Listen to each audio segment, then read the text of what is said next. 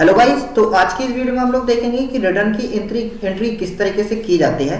Return की entry हमारी दो होती है, एक सेल रिटर्न और एक परचेज रिटर्न।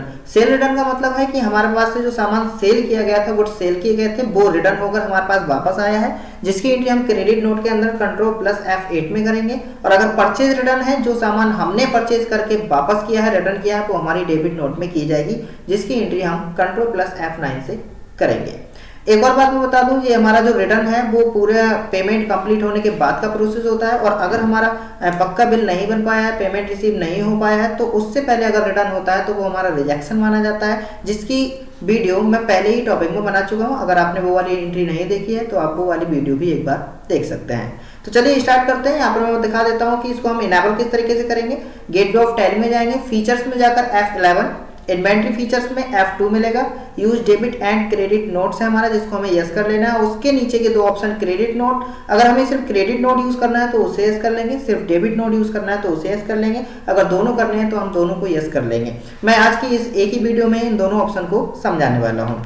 तो चलिए एक एंट्री भी हम लोग देख लेते हैं। तो यहाँ पर मैंने लिया है 8 लाख रुपए के हम शूज परचेज करने वाले हैं, जिसमें कैंपस के 200 और नाइक के 100 हैं। 2000 4000 के रेंज में 4 लाख के, तो टोटल 8 लाख के हम शूज परचेज करेंगे। और जो हमने शूज परचेज किए हैं, परचेज में से 10% शूज को हमें रिटर्न कर देना है, जिसको बोला जाएगा परचेज रिटर्न। तो यहाँ पर देख सकते हैं, अगर 200 शूज मैंने परचेज किए हैं, जिसमें से 10% वापस करने का मतलब है 20 क्वांटिटी को हम वापस कर देंगे, तो हमारे पास बचता है सिर्फ 180 क्वांटिटी। यानी हमें जो सेल करनी है वो 180 क्वांटिटी को हम सेल करेंगे कुछ प्रॉफिट पर, जिसे हमने 2000 की खरीद कर 2500 रुपए में हम सेल करने वाले हैं। इसी तरीके से नाइक के हमने 100 खरीदे हैं, तो 100 में से अगर 10% वापस किया तो 100 का 10% हो जाता है 10 वापस करने के बाद हमारे पास जो क्वांटिटी बचने वाली है वो सिर्फ 90 रहेगी। और 90 को हम 4000 में जो खरीदे थे उसे हम 5000 में सेल करेंगे, तो हमारे टोटल 4,50,000 के सेल होंगे। तो टोटल अगर मैं दोनों की बात करूं तो 9 लाख के हम यहाँ पर शूज को सेल करने वाले हैं, जिसका 20% सेल रिटर्न होगा। यानी कि वहां से जहां पर हमने सामान को सेल किया है, वहां से 20% प्रोडक्ट, यानी 18 180 का 18 दूनी 36 पीस यहाँ से वापस आने वाले हैं और 18 पीस हमारे नाइक के रिटर्न किए जाएंगे। इसकी एंट्री हम लोग देखेंगे टैली में किस तरीके से की जाती है। तो चलिए हम चलते हैं अपनी टैली की स्क्रीन पर। अभी हम लोग यहाँ पर टैली की स्क्रीन पर आ चुके हैं, जिसमें मैंने राठौर इंडस्ट्रीज नाम की कंपनी को बनाया हुआ है। लेकिन यहाँ पर कोई भी ना ही अभी एक भी एंट्री की है और ना ही कोई भी हमने यहाँ पर लेजर को बनाया हुआ है। तो चलिए एक बार मैं लेजर को भी क्रिएट करना बता देता हूँ एक बार फिर से। बाकी मैं पुरानी वीडियोज में बता ही चुका हूँ। मल्टीपल लेजर में चलेंगे हम। पहले एक मैं राठौर कैपिटल से बना लेता हूँ, कैपिटल अकाउंट, जो कि रहेगा हमारे पास एक कैपिटल अकाउंट में।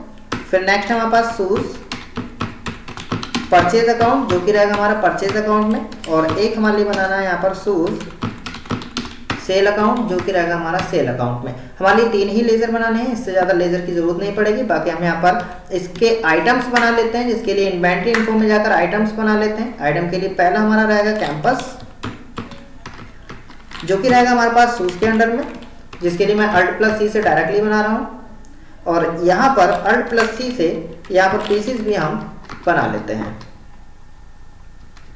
तो यहाँ से मैंने एक ये बनाया है। नेक्स्ट हमारे पास रहेगा नाइक का, तो यहाँ पर हमने एक नाइक का बनाया हुआ है शूज के लिए, और पीसेस में जाकर इसके लिए भी हमने एक्सेप्ट कर दिया। तो चलिए जल्दी से हम इसको परचेज भी करके देख लेते हैं। कि परचेज करने से पहले मैं यहाँ पर दिखाना चाहूँगा कि हमारे पास अभी स्टॉक में यहाँ पर कोई भी प्रोडक्ट नहीं है। तो सबसे पहले हम परचेज कर लेते हैं। परचेज के लिए जाएंगे हम F9 में। परचेज के लिए कैश से हम डायरेक्टली परचेज कर रहे हैं, तो परचेज में पहुंचेंगे, हम शूज को परचेज कर रहे हैं, जो कि हमारे पास कैंपस के 200 क्वांटिटी है। 200 क्वांटिटी मैंने यहाँ पर परचेज की हुई है, कितने 2000 के रेट में। ये सारी एंट्री है जो अभी मैंने अभी वीडियो की स्टार्टिंग में दिखाई थी, वही एंट्री आप स्क्रीनशॉट लेकर इससे मैच कर सकते हैं। नाइक के जो थे हमारे पास वो 100 क्वांटिटी है, जो कि हमने 400 के रेट में 4000 के रेट में खरीदे हैं। तो टोटल हम 8 लाख के शूज को परचेज कर लेते हैं। इसे कर दिया हमने ये एक्सेप्ट। अभी क्योंकि हमने शूज को परचेज किया है, तो एक बार हम जाकर स्टॉक में चेक करेंगे। स्टॉक में चेक करने पे हमें पता लगता है हमारा स्टॉक 200 और 100 क्वांटिटी के हिसाब से यहाँ पर आ चुका है। लेकिन अभी हमें क्या करना है, इसमें से 10% हमें वापस करने हैं। वापस करने के लिए फीचर इनेबल करने पड़ेंगे। उसके लिए हम F11 में F2 में जाते हैं, और F2 में जाने के बाद यहाँ पर हमारे लिए ऑप्शन मिल जाता है use debit and credit note, use debit note in invoice mode and use debit note.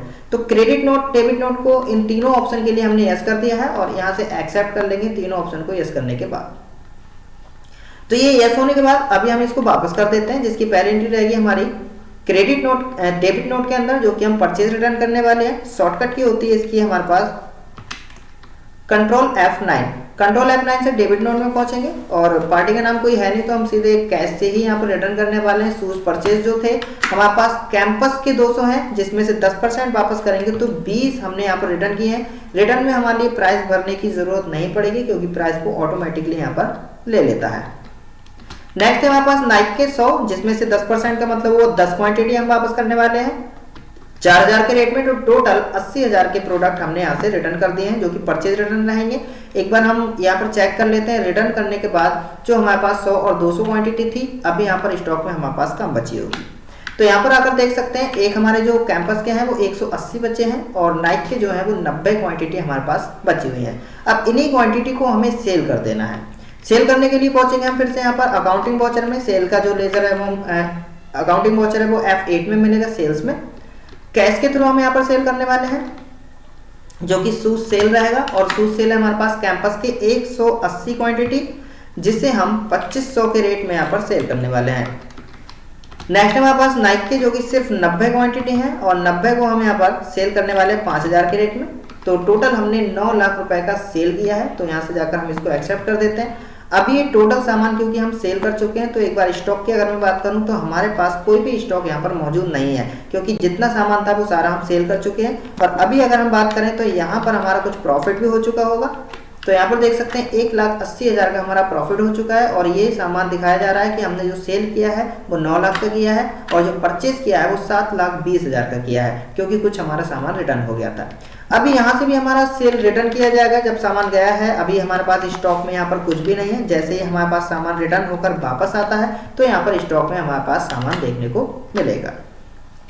Cell return की एंट्री हमारी हो जाएगी कंट्रोल F8 के अंदर, यानी क्रेडिट नोट में जाएंगे हम। कैश से हम डायरेक्टली यहाँ पर रिटर्न करने वाले हैं तो रिटर्न में चलते हैं। शूज सेल हम रिटर्न करेंगे जो कि रहेगा हमारे पास कैंपस के हमारे पास जो है वो 180 हमने सेल किए हैं जिसका 20% का मतलब हो गया 36 पीस।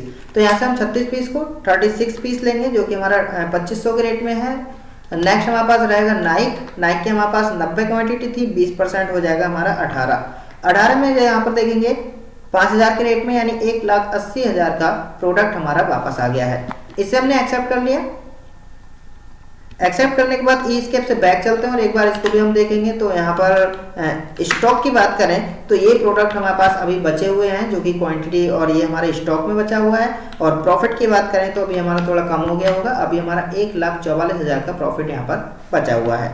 और क्योंकि हमने जो बिजनेस था यहाँ पर कैपिटल अकाउंट से मैंने कोई स्टार्ट नहीं किया था, डायरेक्टली सेल परचेज ही दिखा दिया है। तो यहाँ पर ये इस तरीके से दिखा रहा है। अभी हमारे पास 7,20,000 रुपए यहाँ पर दिखाए जा रहे हैं। कैश इन हैंड नहीं दिखा रहा है क्योंकि हमने कोई भी बिजनेस को स्टार्ट किया नहीं था। बाकी प्रॉफिट हमारा ये हो चुका है 1,44,000 का और सेल और परचेज रिटर्न की एंट्री हम कर चुके हैं। तो उम्मीद करता हूँ कि आप लोगों के समझ में आया होगा कि अगर हमें सेल रिटर्न या परचेज रिटर्न करना हो उसकी एंट्री हमारी क्रेडिट और डेबिट नोट में की जाती है।